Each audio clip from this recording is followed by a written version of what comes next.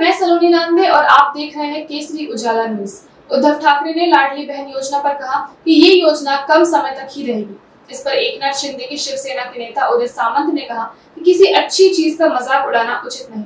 इस योजना से महाराष्ट्र की बहनों का लाभ हो रहा है, लेकिन कुछ लोगों को इस चीज से समस्या है। उन्होंने ये भी कहा कि उद्धव ठाकरे कई बार किसानों के बांध पर जाकर उसका निरीक्षण कर चुके हैं। लोकसभा में फेक नैरेटिव की वजह से उन्हें ज्यादा वोट मिले, लेकिन हमेशा ऐसा नहीं होगा। विधानसभा में महागठबंधन की सरकार आएगी। कुठच्याही एखाद्या चांगल्या गोष्टीची चेष्टा करणं योग्य नाही।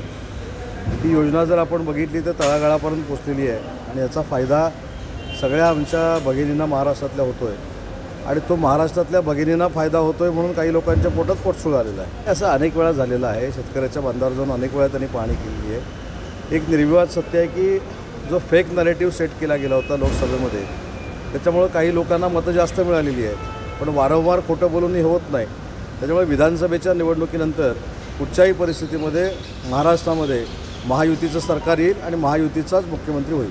माझ्या मतदारसंघात ते आंदोलन होतं, मी त्याच्यावर पूर्ण नजर ठेवून होतो। काल मी रत्नागिरीमध्ये होतो, आज देखील मी रत्नागिरीमध्ये होतो।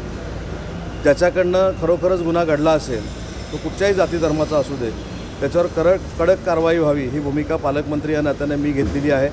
स्वतः देवेंद्रजींनी देखील राज्याचे उपमुख्यमंत्री आणि गृहमंत्री म्हणून डीजींना आदेश दिलेले आहेत। त्याच्यामुळे जर काही घडलं असेल तर त्याला पाठीशी घालण्याचा कोणाचाही हेतू नाही। जो कोण असेल त्याच्यावर कडक कारवाई केली जाईल ही आमची भूमिका आहे।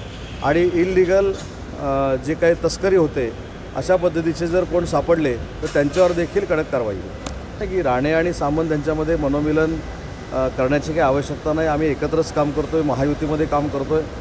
त्याच्यामुळे त्यांचं देखील आम्ही प्रामाणिकपणानं काम केलेलं आहे। मला असं वाटत नाही की आमच्या दोन कुटुंबामध्ये कुठं वाद आहे आणि कोकणाच्या विकासासाठी आम्ही दोन्ही एकत्र आहोत। त्याच्यामुळे चिंता करण्याची काही आवश्यकता नाही। नागपूरमध्ये एकाच ठिकाणी नाही, अनेक ठिकाणी MIDC होत आहेत, काही ठिकाणी क्लस्टर होत आहेत, भंडाऱ्यासारख्या ठिकाणी देखील क्लस्टर होत आहे।